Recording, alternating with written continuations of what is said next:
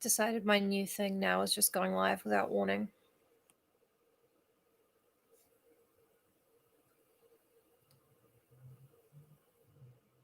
So we are going to finish casting the runes and maybe read For the Blood is the Life. Not sure yet. I think maybe, but I'm not sure. Hey! I'm doing a new thing where I don't schedule anymore. It's exciting. It sucks, but you know. So, previously on Casting the Runes by Emma James. I don't remember. I mean, I should remember before I start reading, definitely.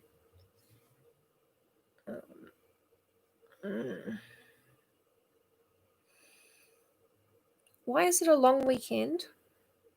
I can't remember. I can never remember.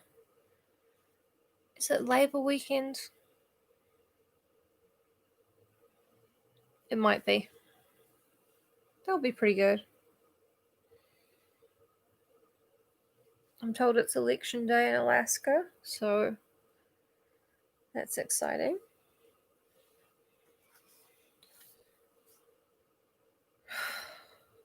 And then next weekend is Halloween.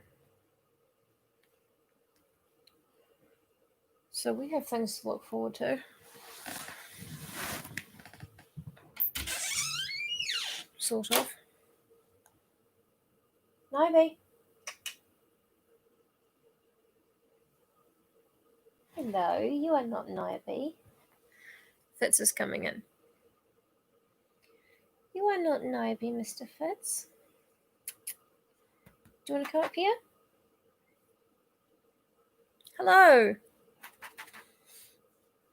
I'm doing a new thing where I just give no notice and start streaming randomly. You don't want to come up? Oh, that's great. That's fantastic timing. God, this dress makes my breasts look absolutely unwieldy. I'm not sure I like it. I mean, like, big is fine. I don't mind that. It's making me look like I'm not sure what's happening to the front of me. We'll see. Fitz, you want one of these? He doesn't want a treat.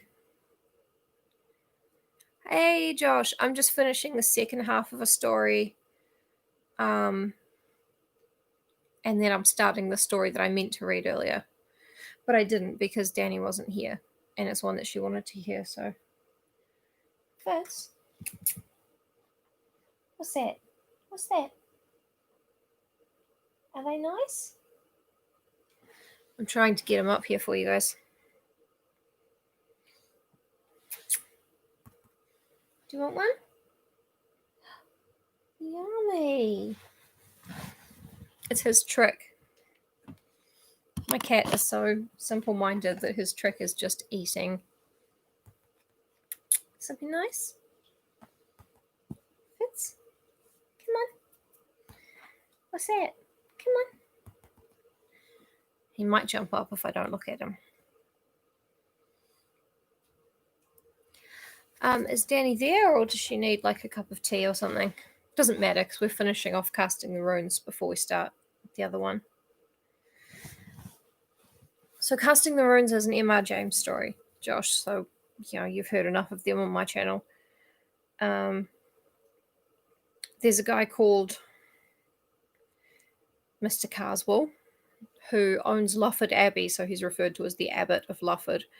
He's not an abbot, he is an occultist, and he's been presenting papers to this like smarty brain society. It's the blank association, so I filled it in myself. I think it's the American Honky Tonk Bar Association. They're not saying it isn't. His paper has been rejected by like the only expert on alchemy in England. And he's kind of pissed off. Meanwhile, the only expert in alchemy in England has had some weird stuff happen to him.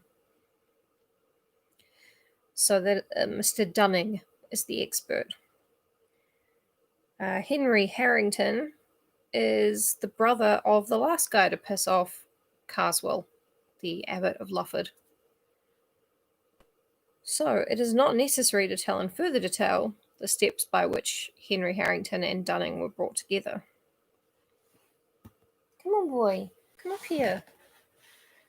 Come up here. Come on. Nice. Come on. It's for you. I'm just going to give it to him. There you go. Good boy. Nice.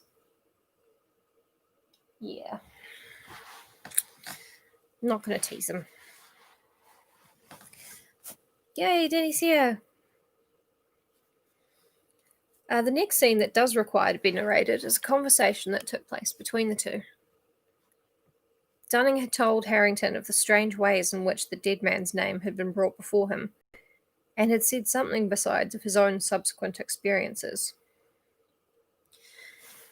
Then he asked if Harrington was disposed in return to recall any of the circumstances connected with his brother's death.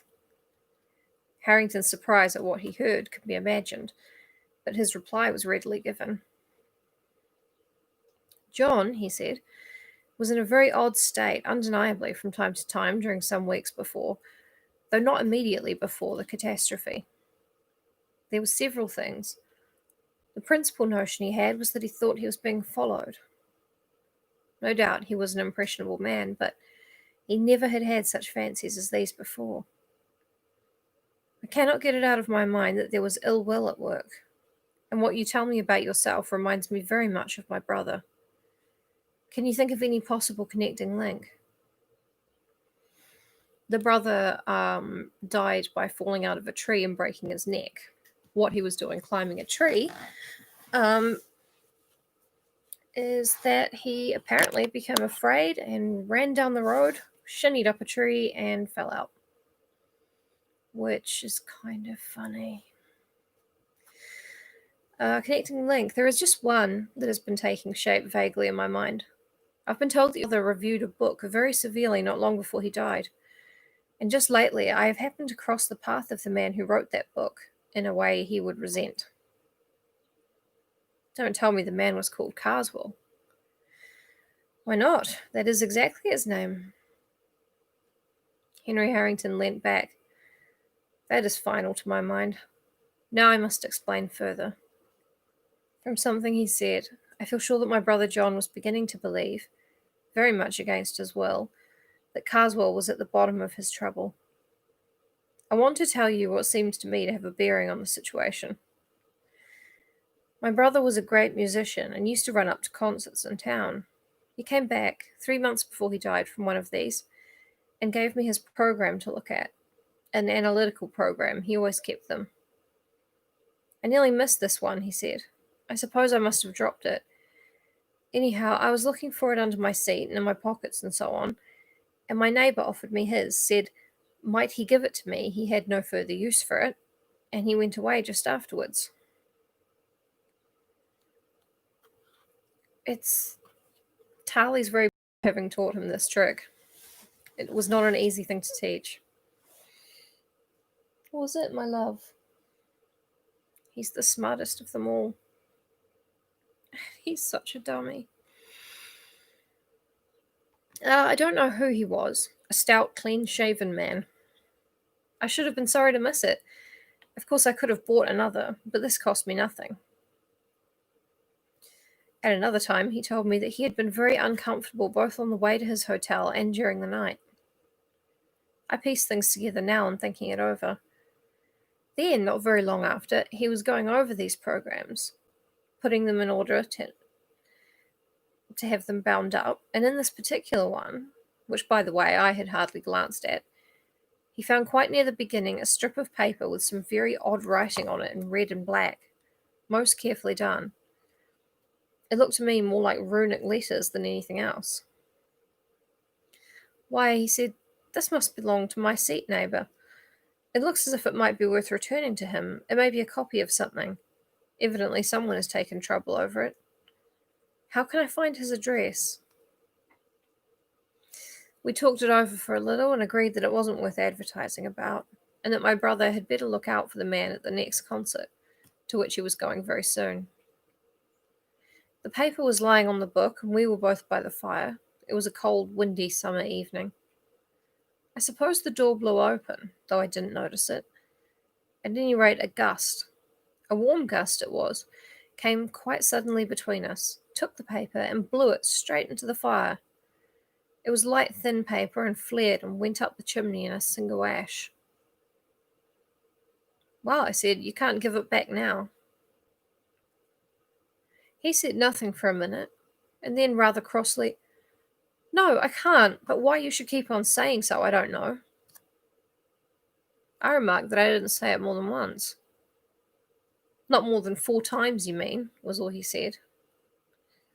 I remember all that very clearly, without any good reason.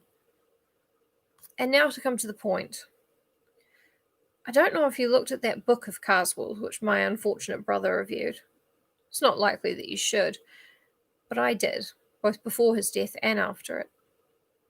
The first time we made game of it together, it was written in no style at all, split infinitives and every sort of thing that makes an Oxford gorge rise. Then there was nothing that the man didn't swallow, mixing up classical myths and stories out of the Golden Legend with reports of savage customs of today. All very proper, no doubt, if you know how to use them, but he didn't. He seemed to put the Golden Legend and the Golden Bough exactly on a par, and to believe both. A pitiable exhibition, in short. Well, after the misfortune, I looked over the book again. It was no better than before, but the impression which it left this time on my mind was different. I suspected, as I told you, that Carswell had borne ill will to my brother, even that he was in some way responsible for what had happened. And now his book seemed to me to be a very sinister performance indeed. One chapter in particular struck me, in which he spoke of casting the runes on people. Hey, that's the title of the story. Either for the purpose of gaining their affection or of getting them out of the way. Perhaps more especially the latter. He spoke of all this in a way that really seemed to me to imply actual knowledge.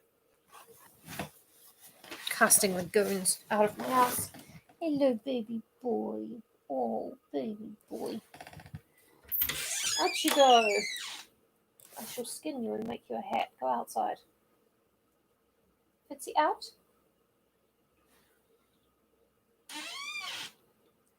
Go on. Hurry up.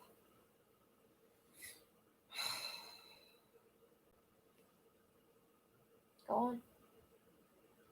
I'm not holding the door open. Good boy. Bloody cat.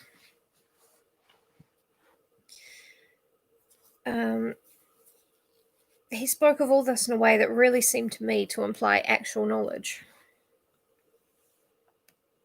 Split infinitives. That's what Captain Hook used to say. Split my infinitives. Which sounds really rude and like a swear word if you're a little kid. And then you grow up and you're like, oh, that's kind of funny, I guess. I've not got time to go into details, but the upshot is that I am pretty sure from information received that the civil man at the concert was Carswell. I more than suspect, that the paper was of importance. And I do believe that if my brother had been able to give it back, he might have been alive now. Therefore, it occurs to me to ask you whether you have anything to put beside what I have told you. By way of answer, Dunning had the episode of the manuscript room at the British Museum to relate. Then he did actually hand you some papers. Have you examined them? No, because we must, if you'll allow it, look at them at once, and very carefully. How do you cast the runes? Very carefully. They went to the still empty house. Empty, for the 2 servants were not yet able to return to work. They got food poisoning from a shellfish trader who didn't seem to go to any of the other houses on the street. Our friend Carswell strikes again, methinks. Dunning's portfolio of papers was gathering dust on the writing table. In it were the quires of small-sized scribbling paper which he used for his transcripts, and from one of these, as he took it up, there slipped and fluttered out into the room with uncanny quickness a strip of thin, light paper. The window was open, but Harrington slammed it to, just in time to intercept the paper, which he caught. "I thought so," he said. "It might be the identical thing that was given to my brother. You'll have to look out, Dunning. This may mean something quite serious for you." A long consultation took place. The paper was narrowly examined. As Harrington had said, the characters on it were more like runes than anything else, but not decipherable by either man, and both hesitated to copy them for fear, as they confessed, of perpetuating whatever evil purpose they might conceal. So it has remained impossible, if I may anticipate a little, to ascertain what was conveyed in this curious message or commission. Both Dunning and Harrington are firmly convinced that it had the effect of bringing its possessors into very undesirable company. That it must be returned to the source whence it came, they were agreed, and further that the only safe and certain way was that of personal service. And here contrivance would be necessary, for Dunning was known by sight to Carswell. He must, for one thing, alter his appearance by shaving his beard.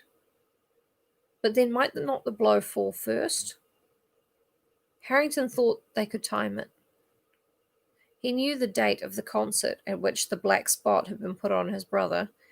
It was June 18th. The death had followed on September 18th. Dunning reminded him that 3 months had been mentioned on the inscription on the car window. "Perhaps," he added with a cheerless laugh, "ha ha ha ha, mine may be a bill at 3 months too. I believe I can fix it by my diary. Yes, April 23rd was the day at the museum. That brings us to July 23rd. Now, it becomes extremely important to me to know anything you will tell me about the progress of your brother's trouble, if it is possible for you to speak of it." "Of course. Well, the sense of being watched whenever he was alone was the most distressing thing to him. After a time I took to sleeping in his room, and he was the better for that. Still, he talked a great deal in his sleep." "What about? Is it wise to dwell on that, at least before things are straightened out?" "I think not, but I can tell you this. 2 things came for him by post during those weeks, both with a London postmark and addressed in a commercial hand. One was a woodcut of Bewick's, roughly torn out of the page, one which shows a moonlit road and a man walking along it, followed by an awful demon creature. Under it were written the lines out of the Ancient Mariner, which I suppose the cut illustrates, about one who, having once looked round, walks on and turns no more his head, because he knows a frightful fiend doth close behind him tread." Freaking cool poem. The other was a calendar, such as tradesmen often send. My brother paid no attention to this, but I looked at it after his death and found that everything after September 18th had been torn out. You may be surprised at his having gone out alone the evening he was killed, but the fact is that during the last 10 days or so of his life, he had been quite free from the sense of being followed or watched. That's a good trick, to keep the monster or the demon or whatever it is at bay, so that, your victim isn't hiding in his house. He's like, "Oh, cool. That was weird. Guess it's done." The end of the consultation was this. Harrington, who knew a neighbour of Carswell's, thought of keeping watch on his movements.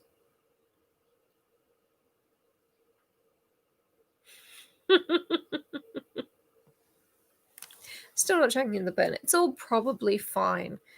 Why, we are men of reason. This is the Victorian era. Depending on what year this is, it's 190 blank, so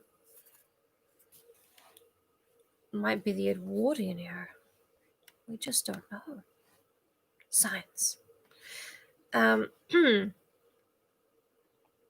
Harrington, who knew a neighbour of Carswell's, thought he saw a way of keeping a watch on his movements. It would be Dunning's part to be in readiness to try and cross Carswell's path at any moment to keep the paper safe and in a place of ready access. They parted. The next weeks were no doubt a severe strain upon Dunning's nerves.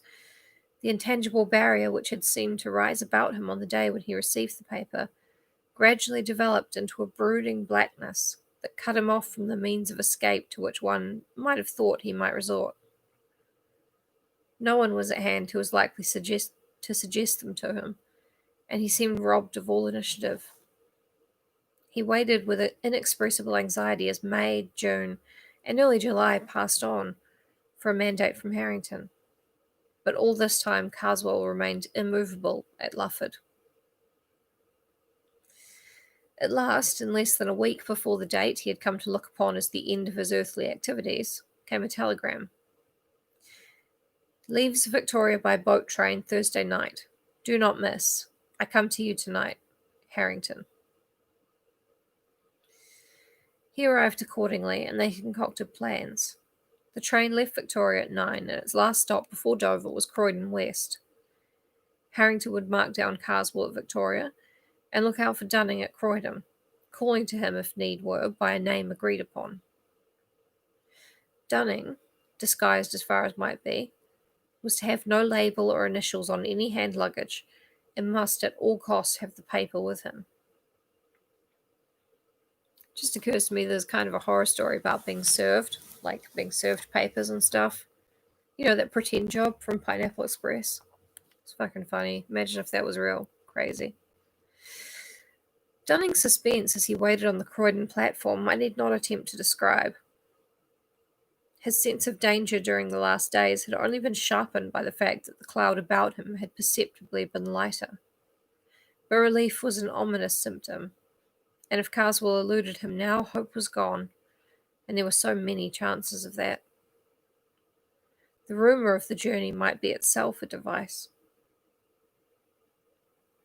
The 20 minutes in which he paced the platform and persecuted every porter with inquiries as to the boat train were as bitter as any he had spent.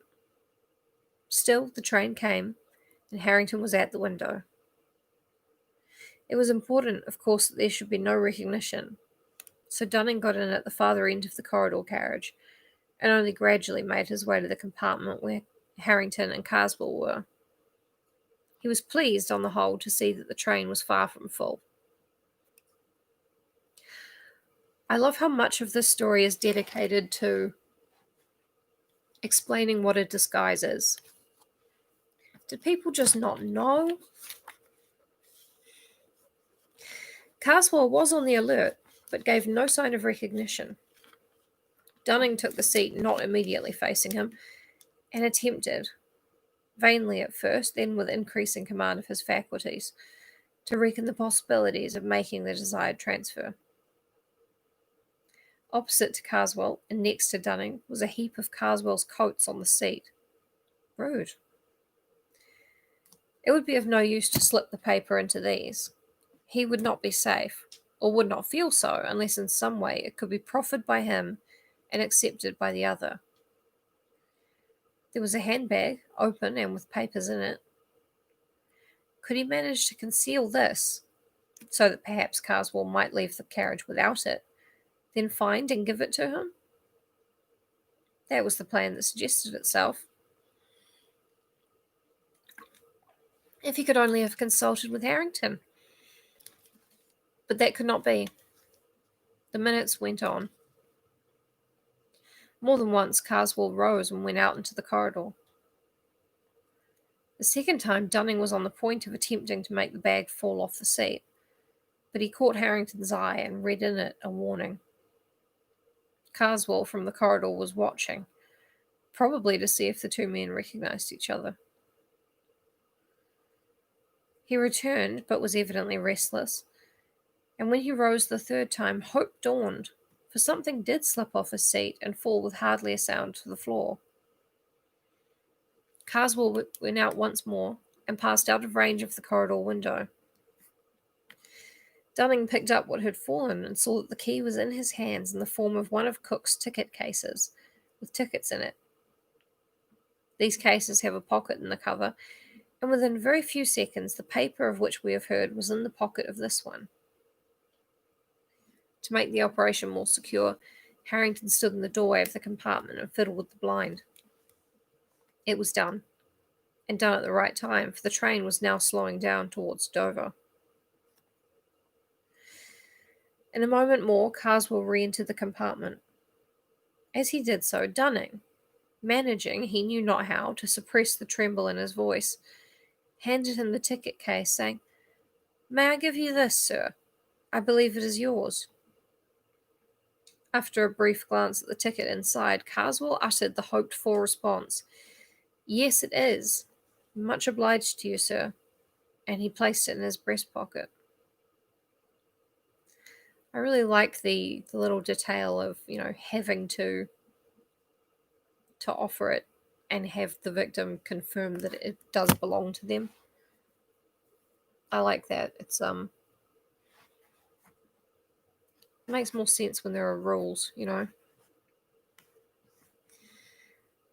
in the few moments that remained, moments of tense anxiety, for they knew not to what a premature finding of the paper might lead, both men noticed that the carriage seemed to darken about them and to grow warmer, that Carswell was fidgety and oppressed, that he drew the heap of loose coats near to him and cast it back as if it repelled him, and that he then sat upright and glanced anxiously at both.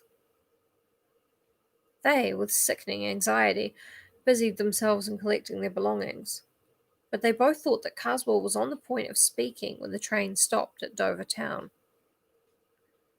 It was natural that in the short space between town and pier they should both go into the corridor. At the pier they got out, but so empty was the train that they were forced to linger on the platform until Carswell should have passed ahead of them with his porter on the way to the boat, and only then was it safe for them to exchange a pressure of the hand and a word of concentrated congratulation. The effect upon Dunning was to make him almost faint.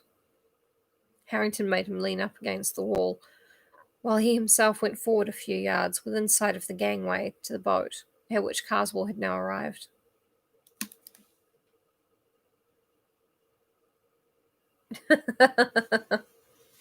Yeah, those places that Freud loved so much. The man at the head of it examined his ticket, and laden with coats he passed down into the boat. Suddenly the official called after him, "You, sir, beg pardon, did the other gentleman show his ticket?" "What the devil do you mean by the other gentleman?" Carswell's snarling voice called back from the deck. The man bent over and looked at him. "The devil? Well, I don't know, I'm sure," Mr. Harrington heard him say to himself, and then aloud, "My mistake, sir, must have been your rugs. Ask your pardon." And then, to a subordinate near him, "Had he got a dog with him, or what? Funny thing, I could have sworn he wasn't alone." "Well, whatever it was, they'll have to see to it on board. She's off now. Another week and we shall be getting the holiday customers." In 5 minutes more, there was nothing but the lessening lights of the boat, the long line of the Dover lamps, the night breeze, and the moon. Yeah, right, like coats.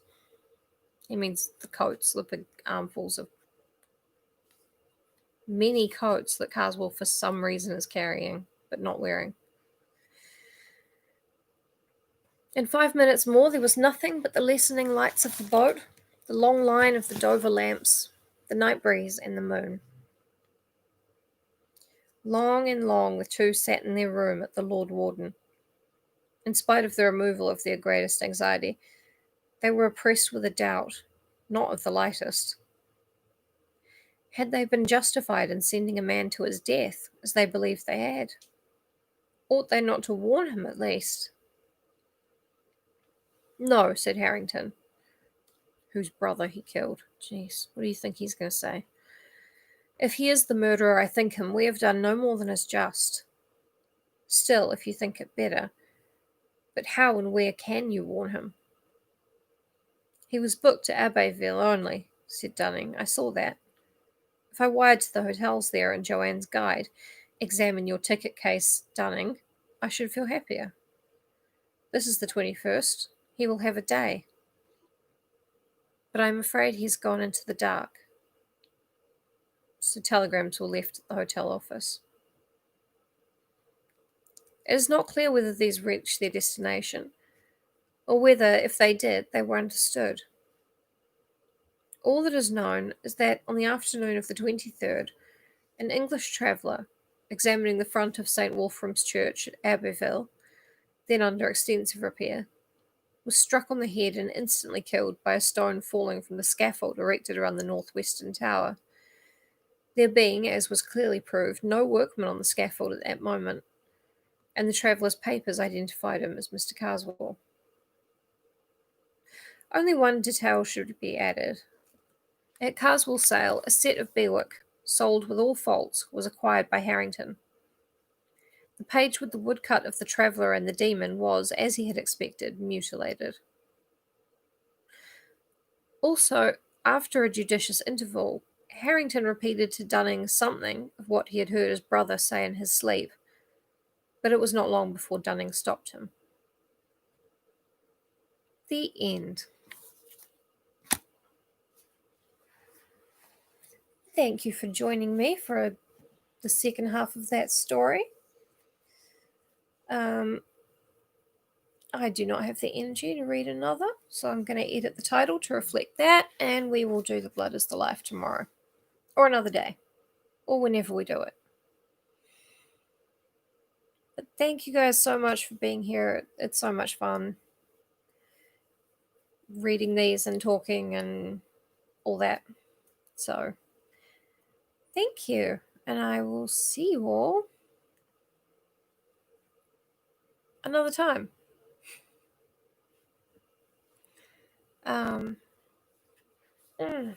Man.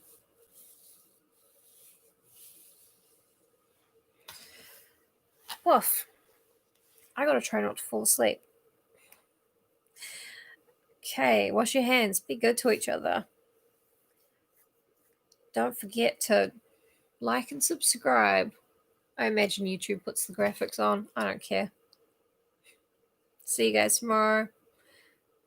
Bye. Bye you. Thank you for being here and for being a friend.